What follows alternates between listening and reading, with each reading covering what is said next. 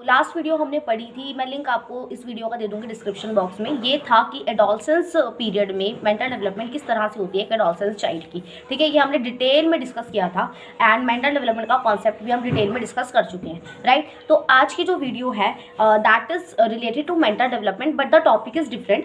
Factors हम आज पढ़ेंगे कि मेंटल डेवलपमेंट पे क्या क्या फैक्टर्स इफेक्ट डालते हैं। ठीक है, तो जो भी चाइल्ड का ग्रोथ है या मेंटल डेवलपमेंट है, मैं यहाँ पे माइंड की ग्रोथ की बात कर रही हूँ, नॉट द फिजिकल ग्रोथ। ठीक है, तो जो माइंड का ग्रोथ है बच्चे की वो कैसे होता है, उस पर कौन कौन से ऐसे फैक्टर्स हैं जो इंपॉर्टेंट रोल प्ले करते हैं, या उनके पॉजिटिव या नेगेटिव होने से बच्चे के माइंड पर उसका पॉजिटिव या नेगेटिव रिस्पेक्टिवली असर पड़ता है। ठीक है, तो ये मैंने आपको थोड़ी सी हेडिंग समझा दी है।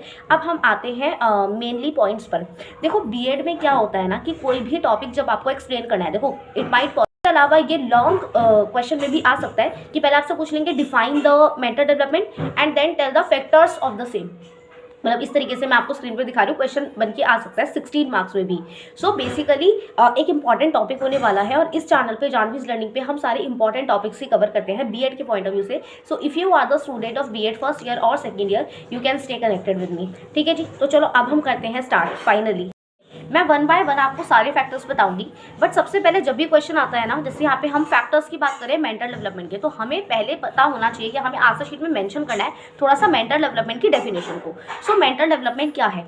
मेंटल डेवलपमेंट उन कैपेसिटीज़ का, उन कैपेबिलिटीज़ का डेवलपमेंट है जिसके थ्रू बच्चा अपने चेंजिंग एनवायरनमेंट को अडाप्ट कर पाता है। ठीक है, ये मैं लास्ट वीडियो में ऑलरेडी इस टॉपिक पे बहुत अच्छे से डिस्कशन कर चुकी हूँ, आप वो भी देख सकते हैं। ये मैं जस्ट आपको एक छोटी सी डेफिनेशन बता रही हूँ कि बच्चा अपने चेंजिंग एनवायरनमेंट में को अडाप्ट कर पाता है, उसमें एडजस्ट कर पाता है, और अगर उसके सामने कोई सिचुएशन अराइज होती है या कोई प्रॉब्लम अराइज होती है तो वो उसको सॉल्व करने की कैपेबिलिटीज़ का डेवलपमेंट ही मेंटल डेवलपमेंट है। क्योंकि problem solving, decision making, everything आप माइंड से ही करते हैं, राइट। तो वो चीज़, तो मेंटल डेवलपमेंट माइंड की कैपेसिटीज़ का डेवलपमेंट है। ठीक है, तो पहले हमने थोड़ी सी डेफिनेशन लिख दी। अब हम क्या करेंगे, इसके बाद हम डिस्कस करेंगे इसके फैक्टर्स। ठीक है, तो मैं वन बाय वन, देखो मैं आपको एक फ्लो चार्ट दिखा रही हूँ। ये फ्लो चार्ट आपको इसी तरह से बीएड की आंसर शीट में भी बनाना है, और अभी मैं आपको ये सारे pointers one by one explain करूँगी। ठीक है, तो this video will be fruitful for you. ठीक है जी, तो आप you can like the video if you are still watching it and be curious for the next topic we are going to understand. ठीक है, तो लेट अस स्टार्ट। तो जो पहला फैक्टर है वो है अंडर न्यूट्रिशन या माल न्यूट्रिशन जिसे कहते हैं। अगर बच्चे को, अगर एक चाइल्ड को प्रॉपर न्यूट्रिशन नहीं मिलता तो उसके माइंड का डेवलपमेंट पूरी तरह से नहीं हो पाएगा, या उसका जो फिजिकल ग्रोथ है वो तो अंडर न्यूट्रिशन, माल न्यूट्रिशन की वजह से रुक ही जाएगी। और आपको पता है कि फिजिकल ग्रोथ, फिजिकल फिटनेस और माइंड एक दूसरे से इंटर रिलेटेड होते हैं, राइट। तो यहाँ पे हम इसी पॉइंट में इसी चीज़ को एक्सप्लेन करेंगे कि जो न्यूट्रिशन है वो एक फैक्टर है जो इफेक्ट डालता है मेंटल डेवलपमेंट पर। तो अगर न्यूट्रिशन अच्छा है तो उसका पॉजिटिव इंपैक्ट दिखेगा, और अंडर न्यूट्रिशन है, माल न्यूट्रिशन है, चाइल्ड को प्रॉपर फूड इंटेक नहीं मिल पा रहा है, ठीक है, तो वो फिर बच्चे का मेंटल डेवलपमेंट पे रुकावट आती है। और आपको एक बार बताती हूँ, जो इनिशियल ईयर्स होते हैं यानी कि इन्फेंसी पीरियड की अगर मैं बात करूँ, या स्टिल टू एज तक जो है बच्चे का माइंड इज़ डेवलप्ड। अब देखो मैं आपको एक नॉर्मल बात बताती हूँ, किसी भी चीज़ के फैक्टर हो, हम बीएड में बात करें, जैसे मेंटल डेवलपमेंट की ही बात करूँ, तो एक दो मेजर फैक्टर होते हैं, हेरिडिटी और एनवायरनमेंट। तो या तो हेरिडिटी अफेक्ट डालती है माइंड पे, या एनवायरमेंटल फैक्टर्स डालते हैं। ठीक है, अब जैसे न्यूट्रिशन है, न्यूट्रिशन क्या है, एक हेरिडिटी फैक्टर नहीं है, it is a environment factor. तो अगर हम ब्रॉड टर्म्स में बात करें तो दो ही फैक्टर हैं जो माइंड पर असर डालते हैं। तो मैम हम इतने सारे फैक्टर्स क्यों पढ़ें, क्योंकि ये जो सारे फैक्टर हैं ये इनका पार्ट है। जैसे कुछ तो एनवायरमेंट में आएगा, कुछ जो है हेरिडिटी में आएगा, कुछ फैक्टर्स। ठीक है, तो आपको तो आंसर अगर 16 मार्क्स का आता है तो you have to explain not only these two factors, heredity और एनवायरमेंट को नहीं बल्कि और डिफरेंट फैक्टर्स, जैसे स्कूल हो गया, चेंजिंग एनवायरमेंट हो गया, तो डिफरेंट चीज़ें मैं आपको सब वन बाय वन बताती हूँ। ठीक है, तो पहला पॉइंट आपको समझ आया कि अंडर न्यूट्रिशन या माल न्यूट्रिशन का प्रॉब्लम अगर है, ठीक है, बच्चे को फूड इनटेक प्रॉपर नहीं मिल रहा उसकी रिक्वायरमेंट के अकॉर्डिंगली, तो उसके माइंड पर वो इफेक्ट डालेगा। अब इससे रिगार्डिंग एक लाइन है, अभी आपकी स्क्रीन पर आएगी। ठीक है, I have this reference material as a book, तो मैं यहाँ से पढ़ रही हूँ। एक है ना, जो स्टॉक और स्मिथ थे 1963 में, उन्होंने एक मतलब स्टडी करा था इस चीज़ पे कि क्या जो न्यूट्रिशन है या जो फूड इनटेक है, ठीक है, वो माइंड पर असर डालता है या नहीं। तो उन्होंने क्या करा, उन्होंने एक स्टडी करी थी जिससे प्रूव हुआ ये चीज़। अब उन्होंने किया क्या था, ही टुक 20 इन्फेंट उन्होंने लिए, who were given less food. 20 बच्चे उन्होंने इन्फेंसी एज वाले लिए जिनको कम फूड दिया गया, and he did the comparative study with other 20 student जिनको वेल फेड किया गया, यानी कि प्रॉपर न्यूट्रिशन दिया गया। तो उन्होंने ऑब्जर्व करा जिनको ऐसे इन्फेंट जिनको कम फूड दिया गया था, कम न्यूट्रिशन प्रोवाइड करा गया था, उनका स्मॉल हेड था, लेस हाइट थी, क्योंकि फिजिकल फिटनेस पे डायरेक्टली फिजिकली ग्रोथ पे आपका असर आएगा, फूड के कम इंटेक से, न्यूट्रिएंट डाइट कम है तो वो असर आएगा फिटनेस पर, ठीक है। तो उन्होंने नोटिस करा कि वो वाले इन्फेंट 20 बच्चे जो उनको कम फूड दिया गया था उनकी हाइट भी रुकी और उनका जो हेड था उसका साइज भी स्मॉल हुआ था और IQ लेवल भी उनका लो था as compare to the child जिसको प्रॉपर न्यूट्रिशन दिया गया था। तो इट इज़ द मतलब studied also by Stock and Smith in 1963। मैंने आपको ये एक्सपेरिमेंट मतलब एक पैराग्राफ में आप इसको मेंशन कर सकते हो जब इस पॉइंट को एक्सप्लेन करोगे, बाकी मैंने आपको बता दिया आपको किस तरह से इसको एक्सप्लेन करना है, ठीक है। अब आते हैं नेक्स्ट पॉइंट पे विच is the second one, and that is influence of parent child interaction. बच्चे का अपने पेरेंट्स के साथ कैसा इंटरेक्शन है वो भी बहुत मैटर करता है, ठीक है। तो पेरेंट्स अपने बच्चे के साथ किस तरह से इंटरेक्ट करते हैं, ठीक है, या उनका बच्चे का और पेरेंट्स का एक पॉजिटिव बॉन्ड है या नहीं, क्योंकि बच्चे अपने घर से अपने पेरेंट्स से बहुत सारी चीज़ें सीखते हैं। तो अगर पेरेंट्स का इंटरेक्शन जो बच्चों के साथ हो रहा है वो उनके माइंड पर असर डालेगा, क्योंकि बहुत सारी चीज़ें आप पेरेंट्स से सीखते हो, अपने घर से सीखते हो, अपने घर के एनवायरनमेंट से सीखते हो, राइट। तो वो चीज़ जो है interaction between the parents and the child also affect the mental development of the child, ठीक है। आगे बढ़े, next point we have heredity. तो मैंने आपको बताया ही जो ब्रेन होता है वो हमें हेरिडिटी से मिलता है। देखो एक पॉइंट मैं आपको बताती हूँ, ब्रेन का जो क्वांटम है that can not be increase और डिक्रीज। तो जो आपको हेरिडिटिकली जो चीज़ मिली है उसको आप बढ़ा या घटा नहीं सकते हो, जैसे ब्रेन के आप क्वांटम को बढ़ा घटा नहीं सकते हो, but you can increase the capabilities of the brain. आप जो है ना, जो आपकी ब्रेन है उसकी कैपेसिटीज़ को, कैपेबिलिटीज़ को इंक्रीज कर सकते हो bye giving the opportunity, bye giving the certain appropriate environment, ठीक है। तो एक अच्छे एनवायरनमेंट से भी मेंटल एस्पेक्ट पर असर आता है, ठीक है। अब हेरिडिटी आपको समझ में आ गया, इसमें आप क्या लिख सकते हो, that child gets its mental ability by heredity. Heredity से जो जितना आपको ब्रेन का क्वांटम है या फिर जो मेंटल एबिलिटी है वो हेरिडिटिकली मिलती है। तो इनकी एबिलिटीज़ जो है ना वो समहाउ उसकी कैपेबिलिटीज़ को बढ़ाया जा सकता है। लेकिन अगर आप क्वांटम ही कहो कि अब जैसे आपने कहीं सुना होगा कुछ बच्चे गिफ्टेड होते हैं, लोग ऐसा बोलते हैं कि ये तो जन्म से ही इसमें इस चीज़ का इसका IQ हाई है, ठीक है, अल्बर्ट आइंस्टाइन, ठीक है। तो वो जो उन्हें हेरिडिटिकली उनका IQ बहुत हाई है, ठीक है, और हो सकता है कि किसी का IQ थोड़ा सा लो हो बिकॉज ऑफ जो भी उनको at a time of birth या इनिशियल ईयर्स में उनको प्रॉपर न्यूट्रिशन नहीं मिला है, जो भी फैक्टर्स थे, ठीक है। तो उसकी वजह से बच्चे के माइंड पर अगर इफेक्ट आया हुआ है तो वो विजिबल होता है। उसके अलावा मतलब आपको ये चीज़ समझ में आ गई कि हेरिडिटी से जो हमारे को ब्रेन मिला है, मतलब ये जो मेंटल एबिलिटी मिली है वो हेरिडिटी से मिलती है। और कोई किसी का IQ बहुत हाई होता है, किसी का IQ थोड़ा एवरेज भी होता है, ठीक है। तो बेसिकली इस पॉइंट में आप ये चीज़ भी लिख सकते हो एक, quantum of brain can't be increase और decrease, but definitely by giving the certain appropriate environment हम मेंटल एबिलिटीज़ को बढ़ा सकते हैं, उसकी कैपेबिलिटीज़ को बढ़ा सकते हैं, बट क्वांटम वही रहता है, ठीक है। आगे आते हैं, नेक्स्ट पॉइंट है हमारा achievement, motivation and intellectual development. Motivation भी एक बहुत बड़ा रोल प्ले करता है अगर आप मेंटल डेवलपमेंट की बात करो। तो ये भी एक ऐसा फैक्टर है कि अगर कोई इंसान बहुत मोटिवेटेड किसी दिन फील कर रहा है तो उसके मेंटल डेवलपमेंट पे उस चीज़ का पॉजिटिव इफेक्ट आएगा, समझिए आप। अब इसमें आप क्या लिख सकते हैं वो आप स्क्रीन, ठीक है। फॉर एग्जाम्पल क्या कि अब ये मेंटल डेवलपमेंट के लिए फैक्टर कैसे हुआ, मोटिवेशन। पहली चीज़, जब आप मोटिवेटेड होते हो तो आपके ब्रेन को, एक माइंड को आप एक पॉजिटिव सिग्नल मिलता है that we can do this, I can do this like that, ठीक है।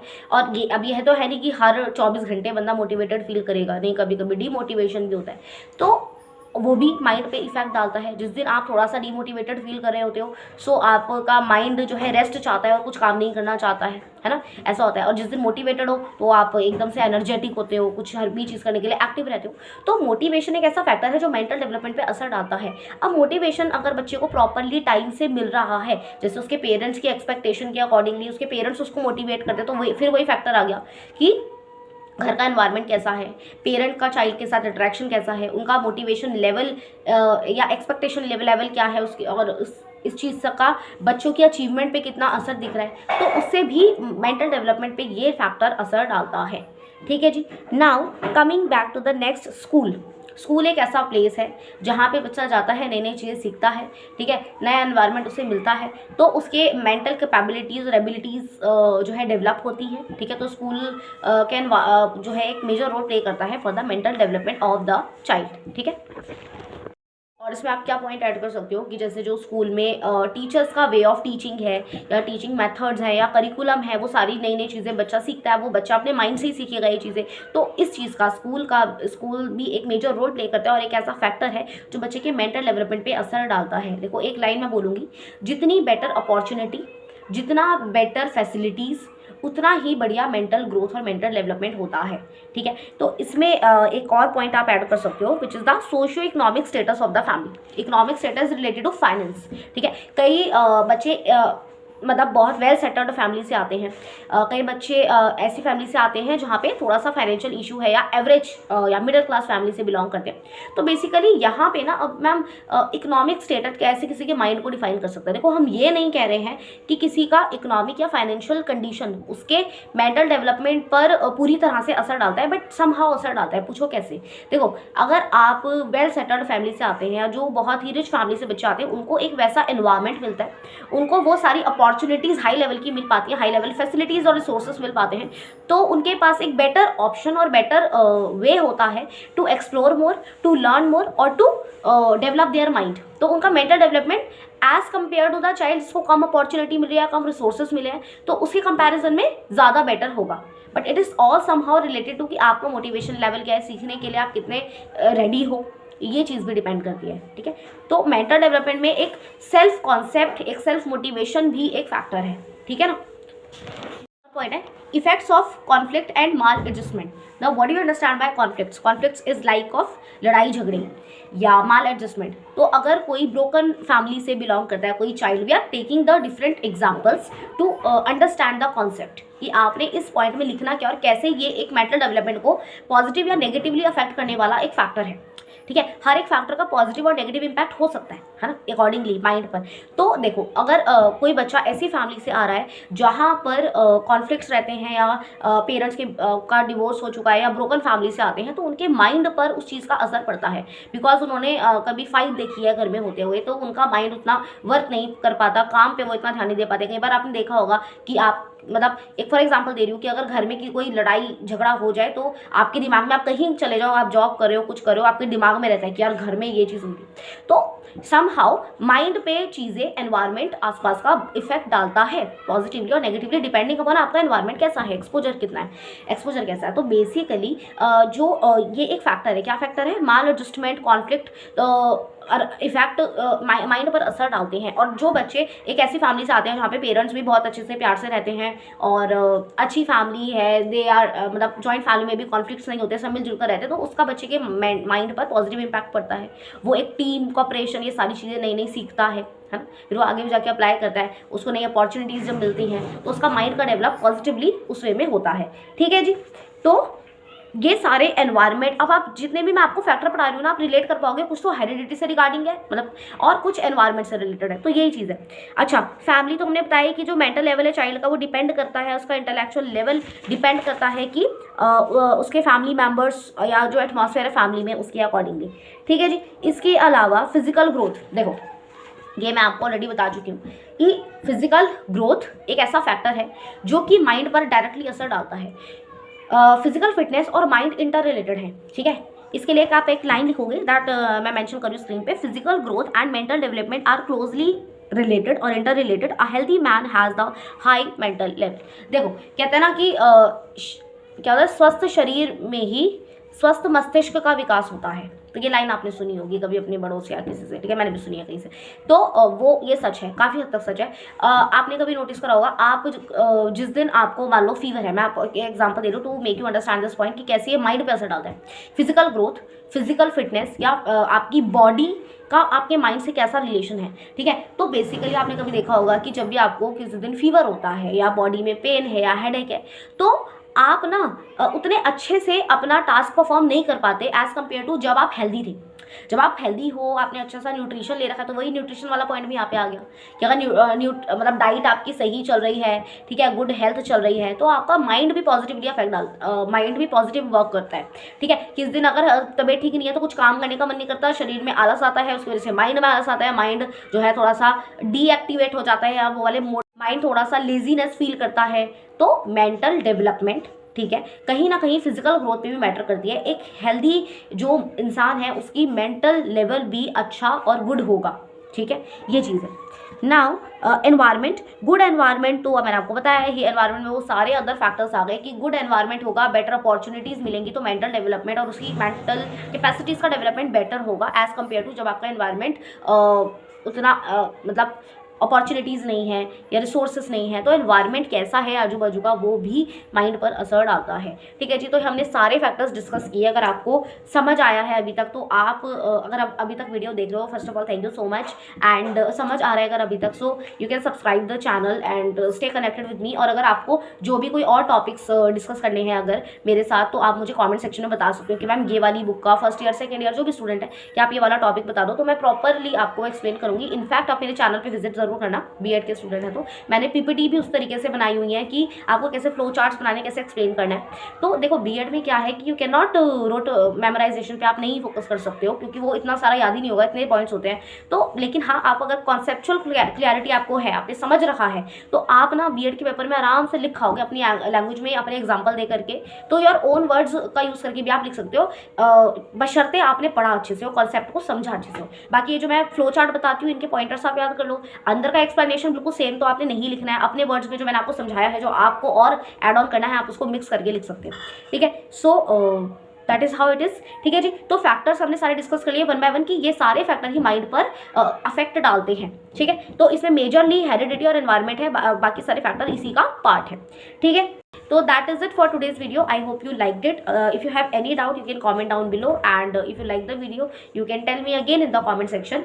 And yeah, that is it. Thank you so much. We will meet in the next class. और अगर next जो topic आप मेरे साथ पढ़ना चाहते हैं, तो आप मुझे comment section में बता सकते हैं. Have a nice day.